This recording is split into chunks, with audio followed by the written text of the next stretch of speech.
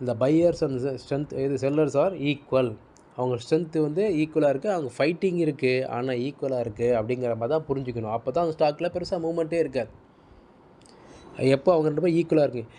எப்போ ஒரு ஃபைட்டிங் வந்து ஒருத்தர் அதாவது யார் ஜெயிக்கிறாங்களோ அந்த பக்கம் தான் மூவ்மெண்ட் இருக்கும் அப்படிங்கிறது தான் இது நான் சொல்ல வரது.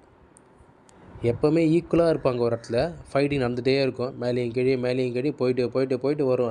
அது பேர் கன்சல்டேஷன் சொல்லுவாங்க. இது நம்ம அப்புறம் பார்க்கலாம். இது கன்சல்டேஷன் சொல்லுவாங்க. அது பேர் கன்சல்ட் ஆகிட்டே இருக்கும். சடனாக ஒரு இடத்துல பிரேக் அவுட் கிடைக்கும்.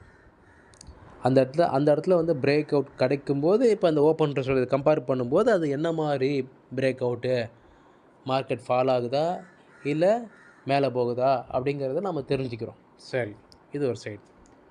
இப்போது ப்ரைஸ் மட்டும் மேலே போகுது சடனாக, இல்லை அதாவது கீழே போகுது இல்லை மேலே போகுது, ஏதோ ஒன்று எப்படி வேணால் வச்சுக்கலாம் நம்ம.